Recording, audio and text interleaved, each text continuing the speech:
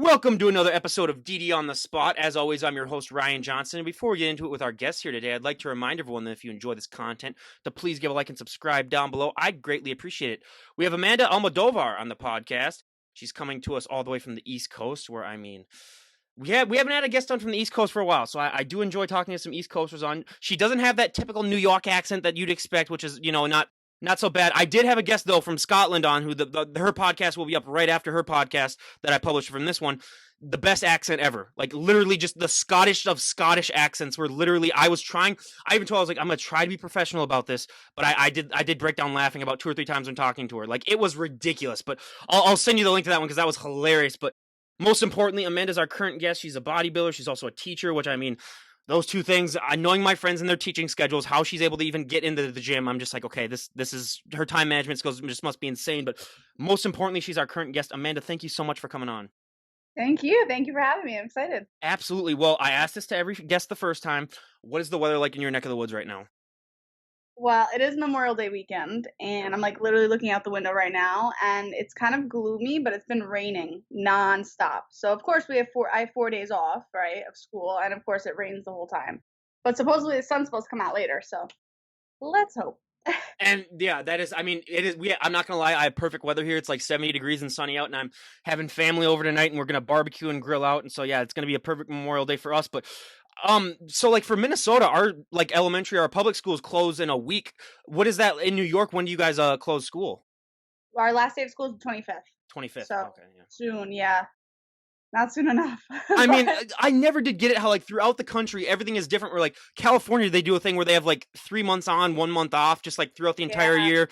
Here we have it until like June. We have it long ones because back in the day when everyone was farmers in the Midwest, then they close it like the first week of June, and then it's all the way until after Labor Day. Then you start school.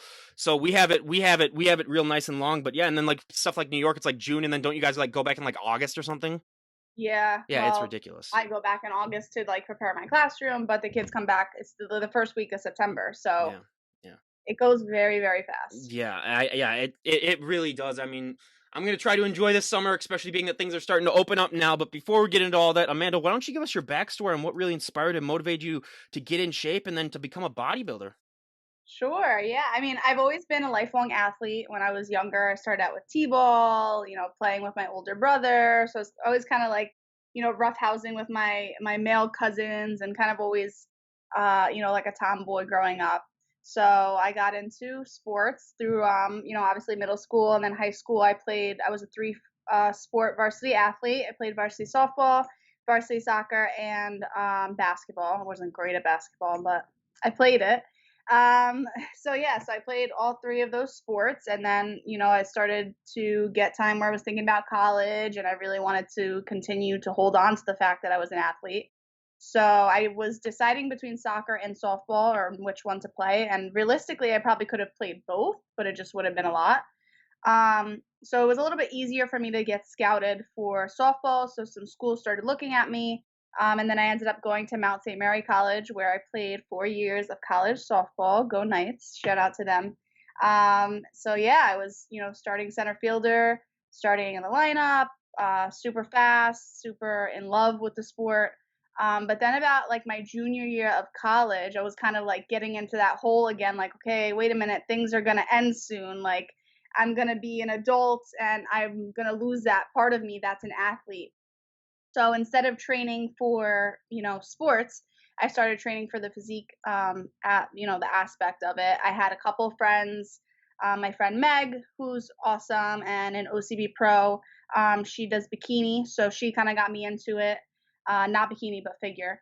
And then I had another bikini athlete. So, I was going around gyms, kind of dibble dabbling in it. And then I kind of like went full force into it and competed in my first show. So what position did you play in softball? I was center fielder. Oh, God. See, I was a pitcher, so, and they'd put me in right field, just because I had a really great arm when I wasn't pitching. But, yeah, you're talking about speed. I mean, I was the guy where everyone would laugh if I got more than a double, basically, then, because just seeing me run. But the thing was, I was skinny, but, I was just not fast at all. I mean, I'm 6'3". I was 6'3" since I was basically in 7th grade. I was one of those guys that, got, really tall really quickly and then just tapered out. Just stopped. just stopped. I mean, but I was like a mountain for like a couple of years.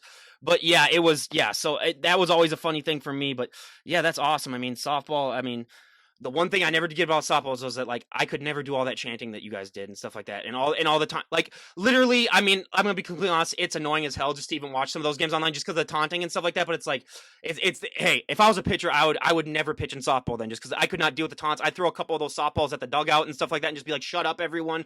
Like, but no, but it's It's unless you're in it, it's like it's great because it's like, the rivalry and the excitement of it, but then when you're on the sidelines, it's like, "Oh my it's goodness." like this is a cheer competition basically like that. And it's like no, but Yeah, it's you have to watch the TV, like, literally with it on oh my mute. god, like we did it. I mean, yeah, but that's I mean, yeah, that's awesome. And I mean, when you were getting into bodybuilding, I mean, so many people struggle finding out, what type of programs work for them, what works best for them. What was that journey like for you? Because there's just so much trial and error in this sport. Yeah. So, I laugh at myself because, you are the product of your own environment. So, growing up, my mom always was eating healthy, she was always exercising, always working out, so it's not like I come from a family that's, like, gelatinous and not athletic. Um, but it was kind of like that fake health phase, right? Like the Lenny and Larry cookies and the protein shakes that are like a bajillion calories. Like I thought what I was doing was the right thing, when in reality now I've learned so much more about nutrition through my coach. But yeah, in the beginning, I kind of actually started out kind of like with a powerlifting program. Like I was kind of testing out my strength in numbers, my squat, my bench, and my deadlift. Like that was more exciting to me than the physique aspect of it at first. So, as far as nutrition, I was just, eating and training and thinking I was eating enough when I really was not. Um, so yeah, that's kind of like where it started out. And then my friend, the one I spoke about before with Bikini, put me on to her coach, who is now my coach now, Joe Libertella. And for my first prep, I picked him up, regretfully. So I picked him up literally like maybe the last month or two before my show, which is like, don't, for anyone watching, don't do that because you're not going to be ready and it just doesn't give the coach enough time. But thankfully, for the mental aspect of it, it was nice for him to help me out through peak week and towards the end. But yeah, so I started with him and I've been with him ever since. It's been about like 2 or 3 years now with him.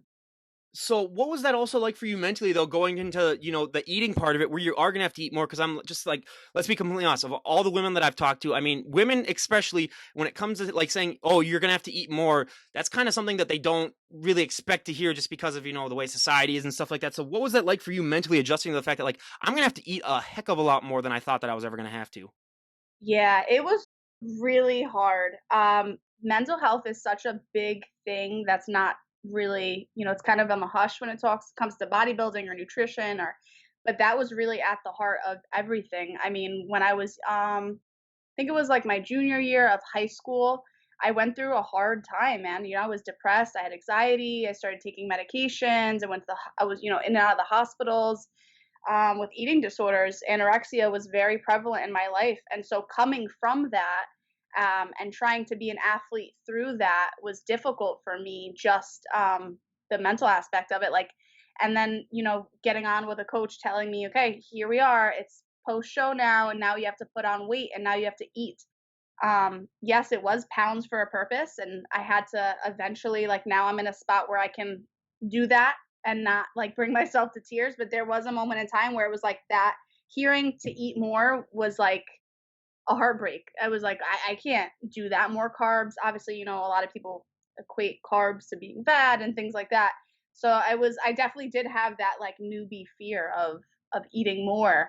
But then once I saw that my numbers were going up and my strength was coming, I think that was like more exciting for me.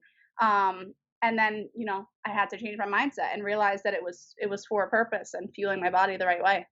Absolutely. And I mean, I also love to talk genetics on this podcast too, because I hear this all the time from people. Oh my God, I want her abs. I want his arms. I want their back. And every single time, I just want to just strangle them and just be like, you do not understand what they go through to get that look. Even if you were to work out and train and eat the same exact way as they did, I mean, you're not going to look the same as them. I mean, so many times I have to explain it to people, but on top of that, I mean, whenever someone first gets started working out, they always have that one body part that really, really takes off that they don't have to train as much. And they have that one body part that just lags behind. I mean, my examples, people have heard this a million times, but it's my back just because that's one thing that really took off for me. And then being 6'3", my legs and my lower body are just absolutely shot where, I mean, I could train legs, I could inject pure muscle into them and they wouldn't even gain an ounce. But what were those body parts for you when you were getting started? I think the biggest for me was my legs. I think that's been just, as a soccer player my whole life, it was kind of just like and being fast, like, I kind of just had it. As far as the shape, obviously that came, but I think that that was the fastest thing that kind of was like, okay, whoa, like the first thing in my physique where I looked at it and was like, okay, this looks not ordinary anymore, which was really exciting for me. Um, and then I think the thing that has taken the longest for me, and I think for most people, is the back, which is awesome. You have a strong back. But yeah, I think that was the biggest thing, and still is kind of my area that I'm just kind of waiting for the muscle to mature there.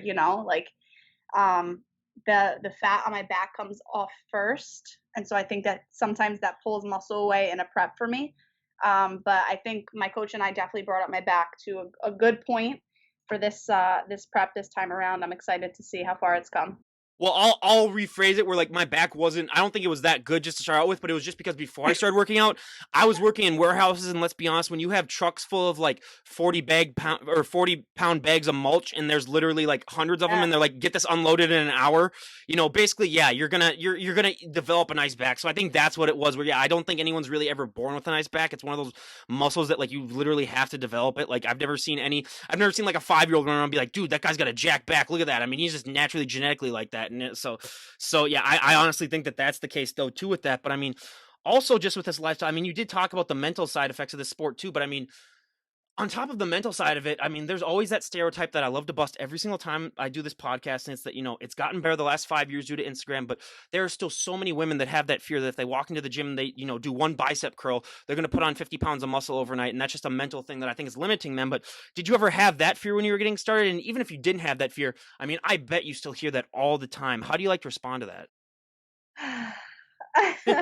Appropriately, well, for starters, I never had that fear because my like idol, like when I first started, was Dana and Bailey, and she has just these juicy, delicious, striation filled shoulders that I was like, I want to be that. Like, I never wanted to be the Barbie doll like most girls. I wanted to be the trophy. Like, I wanted to be a G.I. Joe. That was cool to me. So I was never fearful of that. But I do understand that mental aspect and kind of like that mental block of like society has these expectations for us as a women, as women to stay feminine and to not kind of cross those paths, not like go step over the line of like, okay, what's too much or not enough. Um, so I think for those girls, for starters, to realize I've been at this for 3 years now nonstop. Like I go from prep to off season and I live my life other than teaching and other than, grad school when I was doing it. Like to a T every minute, everything was timed to get my physique to where it is now. Um, so like you said before, even with genetics, like I could give anyone my exact plan and they could follow it to a T and they still wouldn't look the way that I do just because of it's not them, it's not their bodies. So everyone is different. But no, you are not going to go into the gym and curl a 5 pound dumbbell and get these huge shoulders. I mean, I wish it worked like that because I'd be huge by now. Again, if it does, I'm calling you and I'm spending my entire life savings to train with you then because you have found you'll be like the first ever trillionaire. But yeah, absolutely. Well, and fun thing too. So I have a friend who's a nurse and I was showing her photos of like, I showed her a photo of Dalen Bailey and I showed her a photo of like Phil Heath and I said, like, because she draws a lot of people's blood and she gives a lot of like vaccines and stuff to them. And I go, how much easier is it for someone like that to like draw blood or do vaccines? And she goes, it's easier to draw blood. But like when you're giving someone a vaccine, like she was pointing to like Daniel and Billy, she's like with those shoulders, like it's so hard to find unless their veins are popping out. It's so hard to find one that like sometimes we've had to do like 3 or 4 shots for someone like that, then just to find it because there's so much muscle around there that it's like it's hard to find something. So, I mean, there's always a positive and negative to everything that you do with it. I guess. I mean, Daniel and Billy, you might want to just basically just have like one of those things that like makes your veins come out basically. Then like before you get a shot, then or something like that. But yeah, that's as soon as you mentioned her shoulders, I was like, oh yeah, I remember when I was talking to that. So yeah, that's awesome. But I I mean, on top of this too, one thing that I do think impacts women though, especially so much more positively than men, is that confidence boost that working out gives you. I mean, we've heard hundreds of stories on this podcast of women who have been able to make, life-changing stories or, decisions. And that's the one thing that you can take from the gym and use to impact every single aspect of your life. How have you personally taken that confidence boost that working out's given you and used it to impact your life in a positive way? Sure. I mean, I've been through everyone, right? Everyone's gone through a bunch of stuff, right? I can sit here and like tell you my life story, my sob story. But it really has just been my outlet. Like, there is no place that gets my mind clear like the gym does. And it's just a place that you can leave and come back to. Like, it's not another person that I'm sorry, my Oh cat my God, is no, I'm sorry. I had to say something because every time we have, so what's your cat's name? pancake. Oh my God, that is so cute. Every time we have a dog and cat eruption, I'm making a compilation right now of like dogs and cats on the podcast. And yours is going to be included in it because I yeah, love that's it. awesome. That's awesome. Yeah, I had to say that too because whenever I see anything in the background, I got to point it out because I am the biggest animal lover there is and stuff. I've never had a cat before, but I've had dogs. My dad loves cats, but my mom hates them, so we've never had cats. But yeah, I've always wanted to get one, and that's awesome. Yeah, Totally should. yeah. Totally should. Mm-hmm. I'm totally sidetracked now because Oh, we were talking about the how you've taken that positivity, that the working out and that confidence boost and use it to impact your life. right, right. Yeah. So I think that it's just been something that mentally has helped me get through a lot.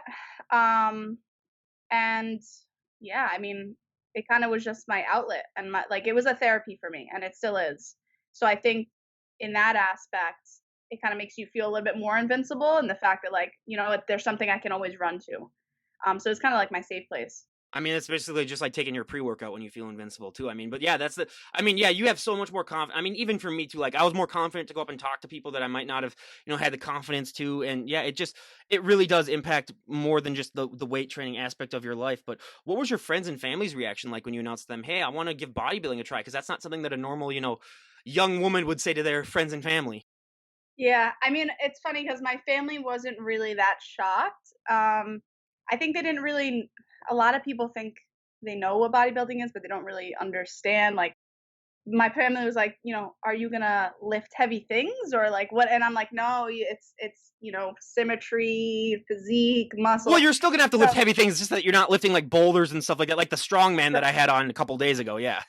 exactly. So they're like, "Well, what are you gonna do with this competition?" So they were kind of, asking questions in the beginning. As far as them, me getting into training and all that stuff, they kind of knew that was kind of on the way because I've always been that tomboyish girl that was into sports like that. But they were pretty understanding about it. Just had questions about what it was and what it meant. And then obviously my first show was their experience, and they kind of fell in love with it just as I did. But every family's going to have those questions for their bodybuilders, and those hard times when they're going through a prep and it gets tough. But thankfully, my family supports me and they love me, and so long as I'm happy, they're happy. So Absolutely, and I mean, I do have to point out because I did have a strongman on a couple days ago. But it was a woman, but they call them strongmen, even though I just didn't even understand. So I just called her strong woman most of the time. But literally, like her workout, yeah, was basically like pulling trucks and like lifting up like 100-pound rocks. And I was like, yeah, I got to point that out to people. Like when most people think about bodybuilding, some people think about that, and it's like, yeah, that is definitely not that. I mean, they're not going out and doing that type of stuff.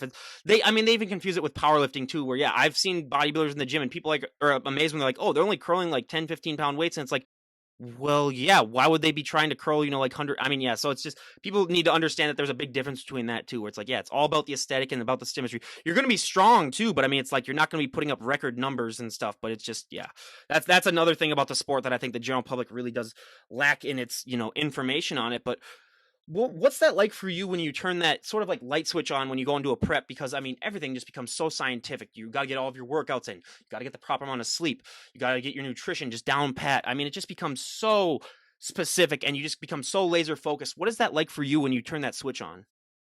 yeah, I mean, when I turn the switch on in the beginning, it's kind of gradual.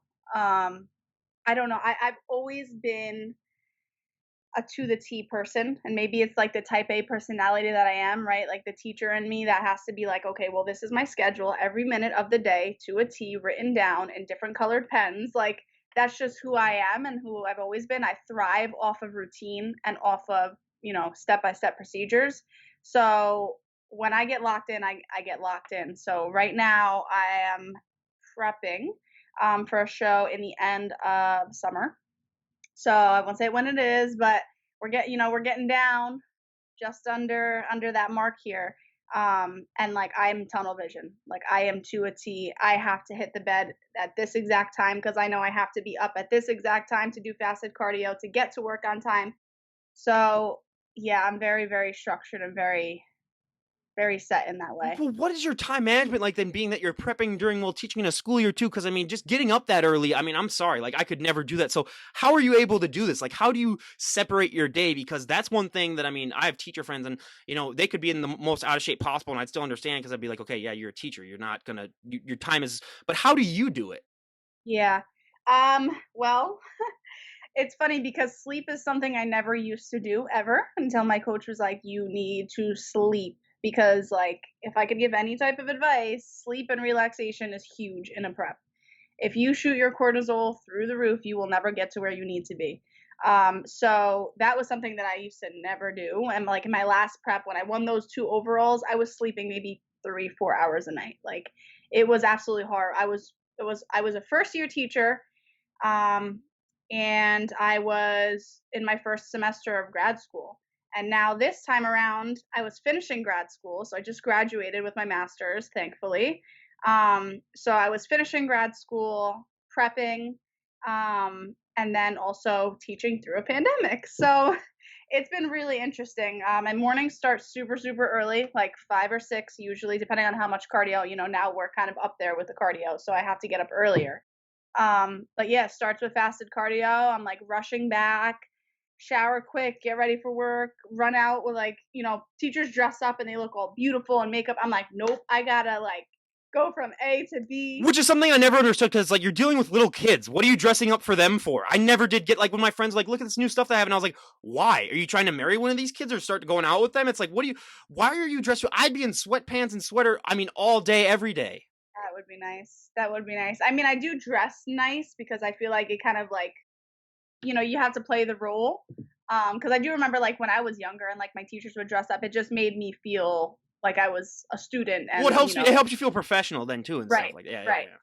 So I definitely do for that aspect. But I mean, I'm a hot mess. I'm like I have heels in my car, I have cardio shoes in my car, I have Converse in my car for heavy back and leg days. Like my mom always makes fun of me. She's like, "You literally could live out of your car for a week," and I could because it's like I'm running from cardio to work to back to the gym, possibly you know, second thing of cardio for the day, and then trying to rush to sleep to get up and do it again. So Yeah, that is just absolutely incredible. And a quick tangent because, like, I have friends that are getting their master's degrees and stuff, and I'm one of those idiots where, I just got my bachelor's and I got the hell out and there's no way I'm ever going back. So what extra do you do for your master's for teaching? Like, do they just teach you like extra ways to teach, or how do you do that for teaching? Because it seems like, I'm just ignorant in that. I was like, well, what else could you learn for teaching then for a master's? So what do you do for a master's just for teaching in particular? yeah, so for my bachelor's, I have a bachelor's where I'm certified to teach any child from birth through age 6 and special education. So I basically can cover all of those grades. So then for my master's, you go back and you kind of do like a specific content area that you would like. So I went back and I did literacy. So instead of being a teacher, I could be like an, response to intervention literacy coach, or I could coach other teachers how to coach their students in literacy. So basically like a reading specialist. That was something that, I'm not gonna lie, when I was young, I had trouble reading first off, but then I don't know if they have like those Kumon centers that they used to have like back in the day. They're like learning centers. They had them in the Midwest, I guess, like that. But literally, I did that for like a year, and then I was the best like reader in the class for like the Yeah. rest of my like. So yeah, that stuff really does help anyone. So yeah, that's awesome that you're doing that too. But I mean, back to your bodybuilding. Yeah, I just wanted to learn about that master because I have friends that are like, I'm getting my master's. Like, for what? Like, you're a certified teacher now, but then they're like, oh yeah, because you get paid a hell of a lot more too. And I was like, well, yeah, then I guess there is that too. But what one of the things that, I mean, most guests that I had on is the hardest thing for them, and I never would have guessed it in a million years, is posing. I mean, I compare it now to being a perfect driver, where you can be a great driver, you can never be a perfect driver, you can be a great poser, you can never be a perfect poser. It's always ever evolving. What has your experience with posing been like?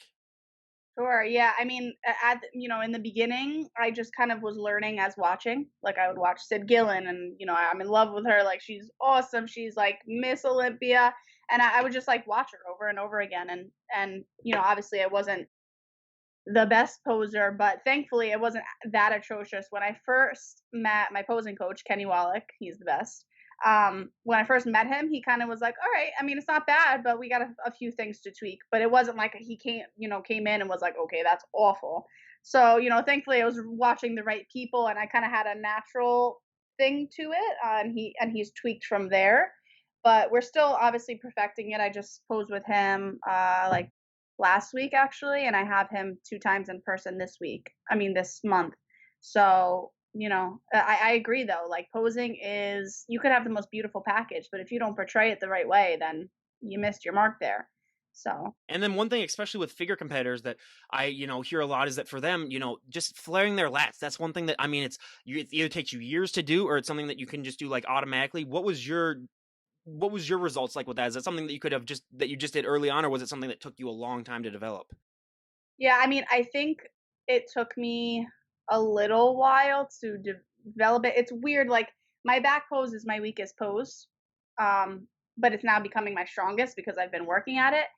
But I had a problem where I was too stiff. So a lot of times Kenny's like, relax, relax, like roll your shoulders back. So I can tend to be too tight, whereas if I just loosened up, my lats would be able to spread beautifully. So I think it's been something that I've been working at, and it kind of took me a little longer than normal. Well, yeah, and I always compare it to like riding a bike, where once you learn it, I mean, it's almost impossible to unlearn it. But were you always going to be a figure competitor, or did you want to start off in bikini, or was figure just something that you always looked at and said like, I think I have more of a body type for that? Yeah, I mean, I always had more muscle, so I never really looked at bikini, and it never looked appealing to me. Never mind the fact that I am just not the girliest girl. I mean, right now I have makeup and my hair done for the first time in like I don't even know how many weeks. So yeah, I'm just not. I love bodybuilding for the process of it, right? For the nitty gritty, blood, sweat, and tears, not for like the glitz and the glam of it. So I don't think that my personality matches bikini at all. Like my friend even makes fun of me. My friend that does bikini, she's like, "You have a soldier walk. You need to walk in those heels like a woman." I'm like, "It's very difficult, but I'll try." But yeah, so I saw a figure and I just thought it was beautiful. Like I absolutely loved the shoulder caps, the X frame, like that. I just fell in love with it immediately. So we're talking about shoulder caps because that's actually like the number one thing that I hear from women on this podcast. It's the hardest thing for them to grow. So what do you train for shoulders specifically? Because yeah, I think if I were to do like a to-do list of like what's one body part that people are looking forward to growing the most, it's always shoulders, because I mean that's the one thing that really does show off, especially for women. It really does show off because like if you're wearing a dress or if you're wearing something like you're wearing right now, that's usually the first thing that people notice because it's like close to your head and stuff like that. So what do you do for shoulders? I usually train them like crazy with volume. That's something that I've noticed that my shoulders respond to. It's not so much as like if I lifted, a crazy heavy amount of dumbbells and pressed them, like it's not going to help me as much as violent high reps of like side laterals. So just kind of just pulling out those striations and like rounding out the muscle. So yeah, I mean, I do presses. I'll do like Smith machine seated press. I used to do dumbbell presses all the time, and I kind of got away from it now. I just feel like I get a better pump and a better feel, better blood flow when I'm doing Smith. So I'll do a lot of that side laterals to the day I die. Like I will. Dana Lynn Bailey actually does 50 reps of like lightest weight, and she'll go up. She'll run the rack up and run it back down. So 50 reps, 40 reps, 30 reps, 20 reps, 10, and then she'll go back down. So I do that often. Anything to just get a painful pump and fill them up. And something obviously that people don't touch a lot is the rear delt. So I actually start all my training sessions for delts with the rear. And that's definitely brought them up and rounded them out. So Yeah, that's awesome. I mean, the moment I saw your profile, I was like, okay, I got to ask her this. because literally, so me being 6'3", I mean, everyone says the gym is built for people in the 5'6" to 5'8" range with the equipment. And I know that you're a little bit shorter than that. So, I Yes. mean, whenever I go into the gym, yeah, it's always interesting to see because I got to readjust things. I mean, I had a 7 foot tall bodybuilder on here and I was like, okay, good God, how you're even able to put on any size at all is amazing. But how do you sort of compensate for that fact too? Because like I struggle with it as well, but like being on the shorter side too, I mean, you really have to learn how to innovate things at the gym in order to really, still get in that shape because yeah, the gym is not built for people like you and me. No, they're not. I'm a pipsqueak. It's so funny. There's this meme of like a little like the mouse from Tom and Jerry, and it's like these are all the 5'2" girls going around the gym messing up everyone's placement on every machine, and I'm like, that is me. But yeah, like I literally have to crawl on top of the lat pull down to grab the bar and like get my wrist straps in properly. So, and then it's like I'm the one on the platform that has like 12 45 plates stacked up so that I can rack pull properly. So, we make it work. It looks silly sometimes, but we make it work. And I have long arms, so there's been one occasion where I literally had to sit on the floor doing lat pull downs, I and then love it. just have it come down. So yeah, it's I mean the innovations that you have to do, and that just goes around with genetics too, where everyone's differently. But when you finally are able to walk up on that stage, after all of that hard work, I mean, how are you? What is that feeling like for you? I mean, knowing that you've worked your butt off for months upon months, dealing with just that strict time schedule, and what is that moment like for you when you realize like, oh my god, all this hard work has finally paid off, and I can walk up on that stage now. Yeah. It's so weird because I've never been a confident person. Um, but everyone always says like, you know what, this sport is either for you or it's not, and you'll know right as soon as the lights hit you whether it's for you or not. And my friend was like, you're going to be nervous, blah, blah blah. The lights hit me and I go black. Like, I don't remember my posing routine. I just do what comes to me. Like at that point my brain is not there and my body's just taking over, and like what I know is taking over. And so that's where like the drill and practice comes through, thankfully, with posing routines and repetition. But it feels almost like this such a great feeling, but it's a numbness in a way because it's like that moment that you've been waiting for years or months or weeks is like finally there. So it's really, really surreal.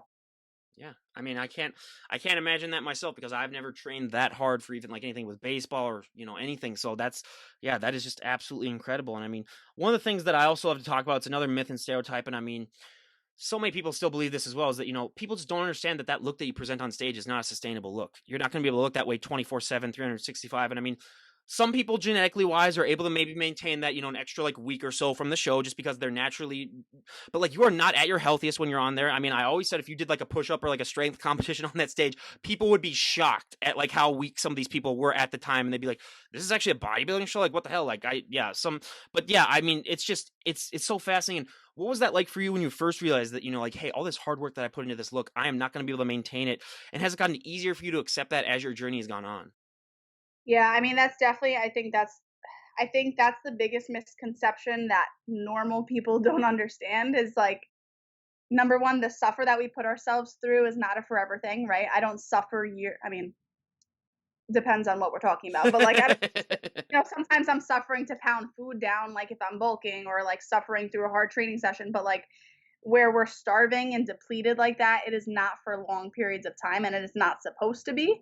And the amount that it gets unhealthy towards the end is not a forever thing, nor is the look that you brought in after peak week. And it's like, let's be honest, who wants that skeleton face for their entire life, basically? Yeah. Right. I mean, I like to look human Yeah. sometimes. I mean, it's awesome to Yeah. have like a Oh, yeah. sucked down face, but like after a while, it gets a little scary for people.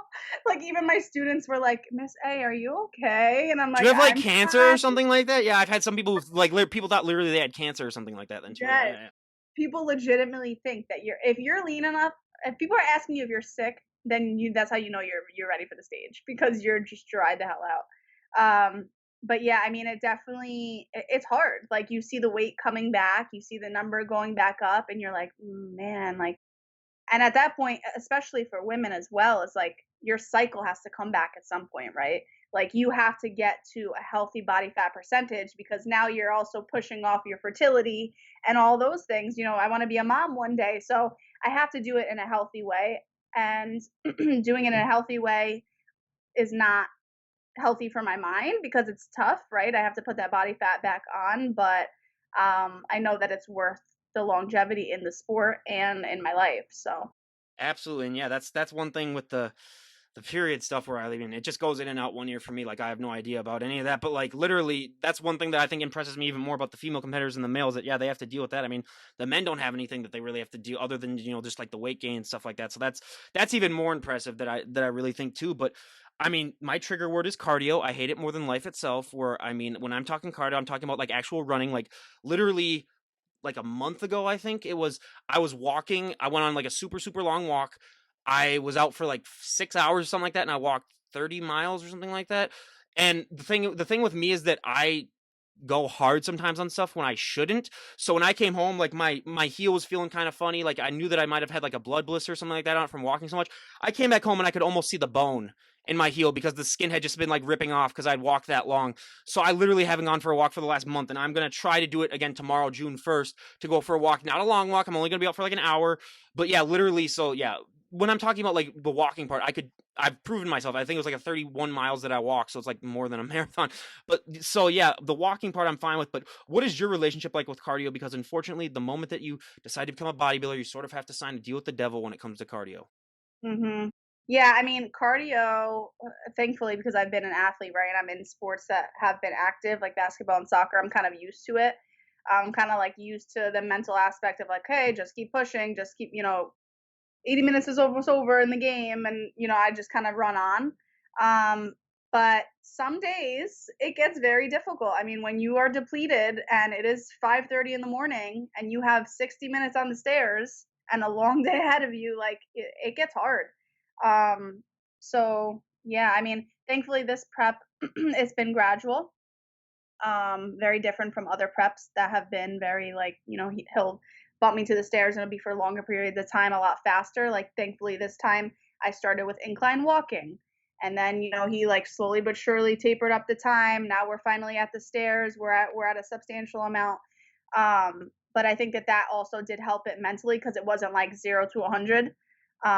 It was just kind of like, okay, 5 minutes here, 5 minutes there, 5 minutes extra. So thankfully, it's been better, and sometimes, I mean, it does really set me up for the day just because it is like my fasted thoughts and it's kind of like part of my routine now. So I do notice a difference in myself in the days that I do have fasted cardio, whether like, other days that I won't have it. Like if I have off, I'll wake up and I'm like, wait, I forgot to do something today. Or like I don't have that like peace of mind with myself because I didn't have to sit there for an hour with my own thoughts.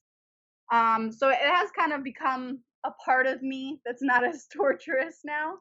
But I definitely know what you're coming from when it comes to it being suffering at times. Oh my god, and, like, you are gonna have to learn how to deal with your thoughts though too, because, yeah, like, when you're alone that long with your thoughts, I mean, you think of some crazy things and, thank God I turned my phone off because, like, if I were to tweet or, like, Snapchat some of these things where I was like, "Oh, that's a good tweet or Snapchat," I'd look at that later and be like, "Ryan, you are a psychopath. Like, what is wrong with you?" So, Yeah. yeah, I totally understand that as well, and I mean, yeah, absolutely. And Amanda, what advice would you have for someone that was just getting started, you know, in shape again? Because I mean, especially with COVID, where things are opening. I mean, things are basically open back up again now, and people are looking to probably lose that 10 to 15 pounds of COVID weight. Me, including myself, I still got about 5 to 8 pounds, left of that, COVID weight that I gained on to lose. But what advice do you have for people just to get started? Because I find for so many people, I mean, just taking that first step is the hardest thing. But once you do that, I mean, it just becomes so much easier. Absolutely. I think the biggest thing is just consistency. I mean, a lot of people think that you have to like go to the gym and be there for 7 hours a day, and it doesn't happen overnight, right? Like you won't win a show because you went to the gym one time and you did that one workout. And Like if it does, you're training me. right. If it does, like please let me Yeah, know what you yeah. did in that session because I would like to have that. But you know, just a little bit each day and just be kind to yourself, like that's something that I haven't been, and it's something that I'm learning the hard way now, to kind of like reverse my thoughts and just be like, you know what, you did do enough. Like you've been here for 2 hours, you did enough. You burn this amount of calories, you did enough. So just like being patient with yourself and knowing that like doing something and starting small is better than nothing. And it's better than what you did yesterday if you started today.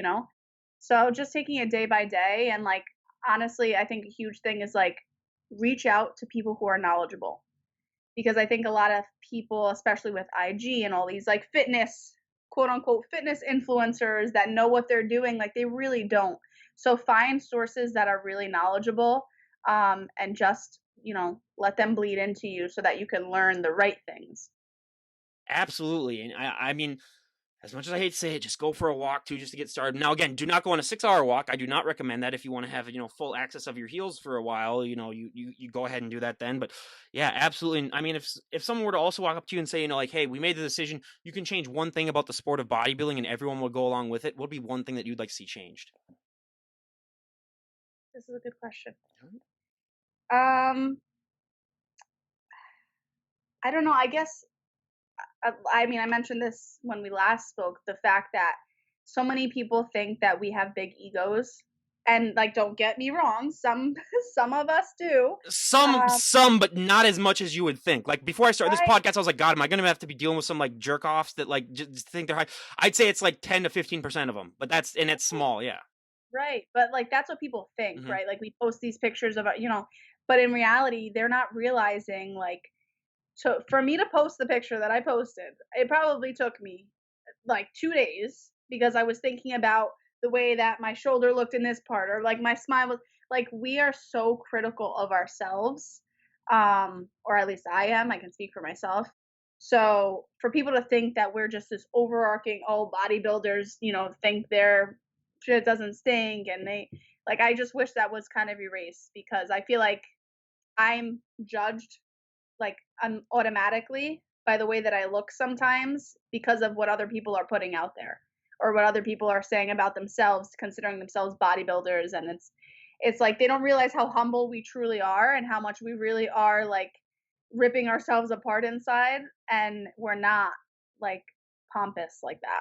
I mean, people got to realize it's like they're in a sport where every single part of like where they willingly let themselves get judged by other people. So it's like you can't be that cocky about I mean, and some people are, and that's just like their defense mechanism. But like, yeah, deep down, they're some of the most self-deprecating people that you'll ever meet and stuff like that. And that's one thing that I discovered and I enjoyed, because yeah, I was like, yeah, if I had to deal with a bunch of like people that thought they were better than everyone else, then yeah, I mean, and you'll get people like that in every single thing that you do in your life. I mean, it's not just bodybuilding, but it's vastly lower than I think anyone would think it would be. So yeah, I couldn't agree with you more on that. And I mean, if we were to talk to a year from today, where would you like to be at in your bodybuilding journey? Where would you like to be at just in just your overall life? What are some goals that you'd like to have achieved? Yeah, I mean, it's so weird because, like, one of my biggest goals in my life was my master's degree, and now I have it, and I'm like, "Oh my god, what do I do now?" Like, it's like the same thing when I got nationally qualified. I'm like, "What do I do now?" It's just weird when you hit that milestone that you've been looking forward to. So I guess in the next year, considering I was nationally qualified in 2019, I have to requalify. So, if I was speaking to myself next year, hopefully by now I would be qualified again, and have, done a really good placing at nationals. Also, still be teaching. It'll be my third year teaching next year, so that's exciting. Hopefully, not through another pandemic. And yeah, just I want to be in a place where I'm healthy and happy. And I think that that's like the biggest thing that not only in bodybuilding but in life people don't we take for granted, right? We want to be doing this, or like, I don't have, people ask me this all the time, like, do you have set goals? Or I love the people that are like, I want to make this X amount of money by this year, by this date, I want to have this type of house. I am like the least, I am not like that at all. Like, I just want to be happy and I want to be mentally healthy at that point. So, Yeah. I mean, I'm literally the definition of the guy that will just wake up one day and be like, "Oh, I'm gonna buy a house today," and that's it. yeah, Just, that's just, me. just, That's yeah, me. like literally, and just with like finances too. I just check it like every month to see how much I made, and it's just like, oh, okay, whatever. So yeah, I totally understand that too as well. And is there anyone that you'd like to give a shout out to before we wrap things up? Sure. I mean, shout out to my mom, who's my best friend, who takes the brunt of my hunger all the time and makes my tilapia because I gag cooking it. So, thanks to my mom for always, supporting me, being there for me. My older brother, my boyfriend, who is enduring his first prep with me. So that's exciting. Rest It's in scary peace. for Rest him. in peace. Yeah. I know. Everyone pray for him. But yeah, I guess the family and the friends that have supported me from the start and have helped me not only in my bodybuilding journey, but just my journey through mental health and eating disorders, self harm, everything like that. Like, I've really come a long way, and you know, God willing, with the sport, it's helped me so much, but also with their love and support. and also my coach Joe Libertella, who has transformed me not only physically but mentally and emotionally as well. He's really been a huge staple in all that I've become. So I'm thankful for him, and I'm excited to see what we're gonna do this summer. Absolutely. And yeah, everyone go and check Amanda out on her Instagram page down below. I highly, highly recommend it. And, like I always say, you'll be inspired to get off that couch and stop eating those Twinkies. But again, you guys, Amanda, thank you so much for coming on. I really appreciate it. Absolutely. Thank you so much for having me. All right. This is Ryan Johnson, DD on the spot, signing off. Have a great day, everyone.